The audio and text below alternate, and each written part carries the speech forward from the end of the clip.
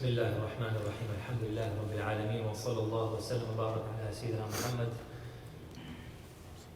وعلى آله وصحبه وسلم تسليما كثيرا ولا حول ولا قوة إلا بالله العلي العظيم. Tonight, inshallah, we'll go over the biography in very brief of Sayyidina Hussein radiallahu anhu. That we will start with him. He was born on the 4th of Sha'ban. His older brother, Hassan radiallahu anhu, was born a year before the 3rd of Hijrah in Ramadan. And we will come to him, inshallah, in our next session. When he was born, the Prophet ﷺ used honey to do tahniq. The first thing that the Prophet ﷺ gave him was honey. And he first licked it with his tongue and mixed some saliva, and then he put in the mouth of Hussein radiallahu anhu. And the Prophet ﷺ gave dua to him, and in one narration, the Prophet ﷺ, when he first got the news of Hassan radiallahu anhu, the Prophet asked Ali that, have you named him? And he said, yeah, I've named him Harb. Because Ali radiallahu anhu, he was, his kunya was Haydar, as they say. Haydar is like a lion, right? So he was a warrior and brave person. So he wanted to name his son War, Harb. In a good sense, it's a sign of big bravery. Back then, people used to name their kids with other animals like Nimr, Asad, and those kind of lion, cheetah, and so on and so forth. Or these names like war, victory, brave, and stuff like that. So the Prophet ﷺ said that, no, name him Hassan radiallahu anhu. He said, okay. When Hussein was born, he said, okay, this time I'm going to name him Harb, because the first one was Hassan. And then the Prophet ﷺ asked at this point as well, have you named him? Yeah, I've named him Harb. No, why don't you change it to Hussein? So Hassan and Hussein, it has the meaning of beauty. So in this, the lesson is that when you name your child, you name your child with a beautiful name. The Prophet ﷺ, from one of his teachings that he taught, is that in the beginning you choose a woman that is going to be a good mother to your child. And number 2 is that when you have a child, name that child with a good name that has good meaning to it. And number 3, teach them adab, etiquette. Make them good human beings. Teach them from a very early age. And the 4th thing that the Prophet ﷺ said, that teach them the love of the Messenger ﷺ. And that's why it's very important, and that's why, mashallah, Brother Amr was his initiation and told me to start this. So alhamdulillah, we're going over the seerah of the Ahlul Bayt, the family of our Prophet ﷺ, so we can connect to them. So then the Prophet ﷺ, he said, keep him Hussein, give him that name. And the scholars say that, or the Sahaba narrate to us that Hassan radiallahu anhu used to resemble the Prophet ﷺ from his face, right, up to here, up to his neck. And Hussein radiallahu anhu used to resemble the Prophet ﷺ with the rest of his body. So they both resemble the Prophet ﷺ in 2 different aspects. The Prophet ﷺ then told Fatima radiallahu anha to slaughter a sheep. There's multiple narrations. One narration says that the Prophet ﷺ told Fatima to do 2 kabshayn. In another hadith it says kabsh. Some of the scholars say that because Ali radiallahu anhu couldn't afford to do the aqiqah for Hassan radiallahu anhu, therefore when Hussein radiallahu anhu was born, he did the aqiqah for both of his children. So therefore the scholars say that it is from the sunnah, aqiqah, aqqa ya'uqqu, it means to slaughter an animal on behalf of your child when the child is born. and that was on the 7th day. The other thing that the Prophet ﷺ did is that he told Fatima to shave his head and weigh it, and the equivalent of that weight, give silver in sadaqah. He didn't say gold, because gold even back then was costly, and as we know from the seerah of Fatima radiallahu anha and Ali radiallahu anhu, they were poor. They never had, they couldn't even afford their own food. So therefore the Prophet ﷺ told them to give sadaqah at the equivalent of his hair. It takes away the afat, all the negatives or anything that could have happened or could happen, or anything that in the future. It protects the child. It's a protection. It's a sign that you are taking off the hair, taking off all the evil. It's kind of a metaphor. It's the sunnah of the Prophet ﷺ. We could go into all the nuances of why and how and what's the benefit and what's the medical aspect of it, or so on and so forth. The Prophet ﷺ did it. It's the sunnah, and that's why we do it. That's the first and foremost. There's many fada'il of Hassan radiallahu anhu that we will look at a few of the ahadith that the Prophet ﷺ mentioned about Hussein radiallahu anhu. His full name is Al-Hussein ibn Ali ibn Abi Talib ibn Abdul Muttalib, and all the way to the Prophet ﷺ. He is the same. Ibn Hashim, Ibn Abd Manaf, Ibn Qusay, Ibn Kilab, Ibn Murrah, all the way up.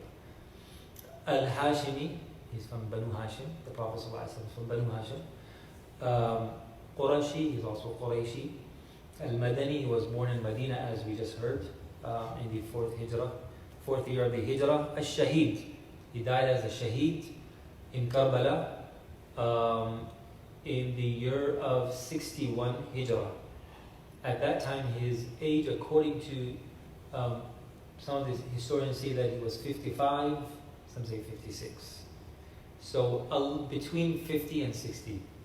So he actually lived less than the Prophet ﷺ. His mother is Fatima, Sayyidat Nisa al-Jannah, bint Rasulullah sallallahu alayhi wasallam. His father is Amir al-Mu'mineen, Ali ibn Abi Talib, and all the way up. The Prophet ﷺ said, "Man ahabba al-Hasan wal-Husayn faqad ahabbani, wa man abghadahuma faqad abghadani." Whoever loves Hassan and Hussein, he has loved me. And whoever dislikes Hassan and Hussein, he has disliked me. So it means, the scholars say, although it's not part of our aqidah as per se, but it's part of our faith, that the Prophet ﷺ, since he says whoever loves Hassan and Hussein, he has loved the Prophet ﷺ, becomes an important aspect of our love to the Prophet ﷺ, that we have to love the family of our Prophet ﷺ, in particular Hassan and Hussein radiallahu anhuma. The Prophet ﷺ, he was praying at once, and Abdullah ibn Mas'ud narrates this hadith. The Prophet ﷺ was praying, and Hassan and Hussein radiallahu anhu came crawling and jumped on his back. And the Prophet ﷺ stayed where he was. Made the sajda very long. Ali radiallahu anhu says that the Prophet ﷺ took the hands of Hassan and Hussein, and he said, "Man ahabbani wa ahabba hadaini wa abahuma wa ummahuma kana ma'i fi darajati yawm al-qiyamah." Imam Ahmad and Tirmidhi narrates this hadith, that he took the hand of Hassan, took the hand of Hussein, and he said, whoever loves these two and loves their father, Ali radiallahu anhu, and loves their mother, Fatima, they will be with me on the Day of Judgment. Who doesn't want to be with the Prophet ﷺ? And another hadith, in another variation of the same hadith, the Prophet ﷺ didn't say only on Qiyamah, but he said, Fil Jannah, also he will be with me in Jannah. The Prophet ﷺ said that, Inni uhibbuhuma, fa'ahabbuhuma, I love both of them, so you also should love both of them. أيها الناس الولد مبخلة مجبنة. Right? It's a very, 2 words but very powerful words and has a lot of meaning to it. He said the children are a means of making you coward and stingy. Mabkhala, bukhl is stinginess. Majbana is from jubn, jabana, right? It means cowardice. When you are alone, when you are single, you don't care, you do so many things. But when you have a family, oh, I have to be careful, I have to drive careful, I have to, I have to take my life serious. So in that sense, otherwise, the Prophet ﷺ was not saying that these kids are making me that, but there's a sense of that connection that he was trying to say, that my children are so close to me that at times, I get distracted. And how do we know that? From another hadith, the Prophet ﷺ, he was standing, today's Friday night, the Prophet ﷺ was standing on his minbar doing a khutbah. And Hassan and Hussein, they're walking, crawling, falling, trying to get to their grandfather. And the Prophet ﷺ, when he saw them coming, he came running down. He brought them and he said, I'm so sorry. SubhanAllah, the Prophet ﷺ was also, he understood that people were waiting for him. And he had to take a pause and go and get his grandchildren. He said, I'm so sorry. I saw my grandchildren, they were coming and they were falling, and I had to go and get them. So, and then he said the same word again. Actually, he read it also, إِنَّمَا أَمْوَالُكُمْ وَأَوْلَادُكُمْ فِتْنَةٌ. That your wealth and your children, it's a test, right? When you don't have wealth, you don't have any family, okay, mashallah, I don't have to worry about anything. But when you have wealth, you have your accounts, you have your job, everything, you have to be really serious about life, and you have to be really focused, you have to be careful, make sure that I don't get sick, I don't eat anything that I can't go to work tomorrow. So all these things come in, because now I have a family. So it's a fitna, it's a test.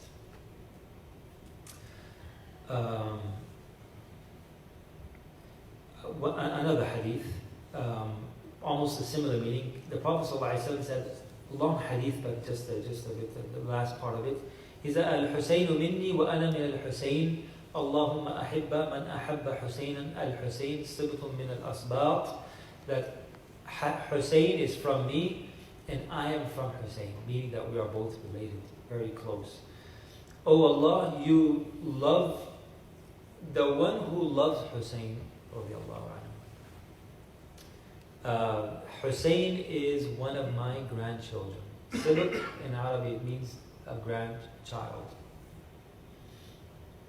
Imam Bukhari, rahimahullah, in a hadith that he mentions about, because the story of Karbala, it's inshallah some other time we'll go over it. It's a very lengthy story.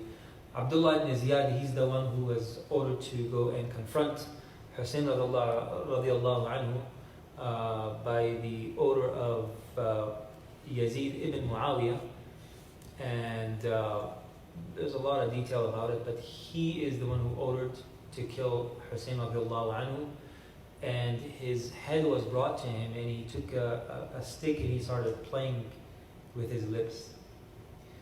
And a Sahabi was sitting there and he said, woe to you, I've seen the Prophet ﷺ's lips touch the lips of Hussein radiallahu anhu, and he kissed him. And it's mentioned in another hadith that he saw the kids running around, and the Prophet ﷺ also started running with them. It's good to play with the kids. How old he was at that time? He was in his mid-50s, the Prophet ﷺ himself. But he was playing. MashaAllah, I see all the people who have grandchildren, they play with their children.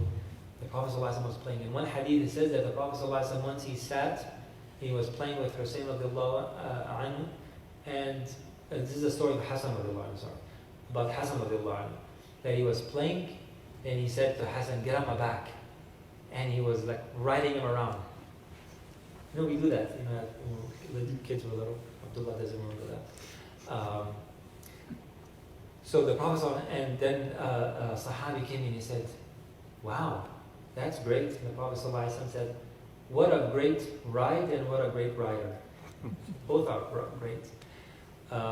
So the Prophet he was playing and he saw they were like running around. The Prophet said, okay, I'll catch you. The Prophet ran, and then when he caught him, he kind of hugged him and he put his right hand in the back of his neck and his other hand on his forehead, and he kissed his lips.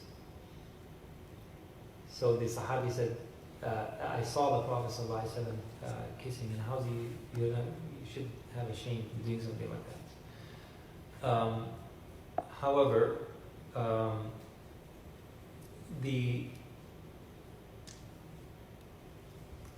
Prophet also, when he was born, he gave adhan in the ears of Hussein radiallahu anhu. And why is this adhan something important that we do after a child was born? Number one is that adhan is one of the sha'a'ir, one of the symbols of Islam. And when a child hears that symbol, it's a symbolic message there. It's a message that you have to keep hearing this, and you will keep listening to that. And also to know about the religion of Islam, and also to that child, when he hears that, the shaitan runs away, right?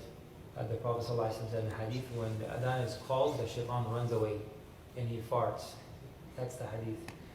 وَلَهُ ضُرَاتٍ, right? Out of fear, I guess. So the shaitan runs away. So when you call the adhan, the shaitan will go away. So that's one of the reasons why we call the adhan. So this was a little bit about Hussein radiallahu anhu. Inshallah we'll talk a little bit more about Hassan and the rest of his brothers and his sisters as well. And other half brothers and sisters from his father, from Ali radiallahu anhu, because he married multiple marriages.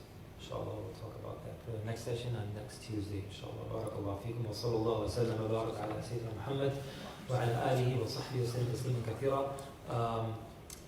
10th of Muharram is going to be on Monday, inshallah. There's a great fadila of fasting on that day. The sunnah that was continued from the time of Musa alayhi salam. So you could fast Monday or Tuesday, or you could add one day before, Sunday and Monday, inshallah. We could do a potluck iftar, inshallah. One of the best months after Ramadan is Muharram, one of the best months. So many things occurred. One of the incidents, the shahada of Hussein radiallahu anhu, and the message of that is there's going to be a struggle. And sometimes you will have to even give your life, the most precious thing. And the family of the Prophet ﷺ had experienced that over and over and over again. May Allah subhanahu wa ta'ala show mercy upon him and nur in his grave. May Allah subhanahu wa ta'ala bless. اللهم صل وسلم على سيدنا محمد وعلى آل سيدنا محمد وبارك وسلم. سبحان ربك رب العزة عما يصفون وسلام على المرسلين والحمد لله.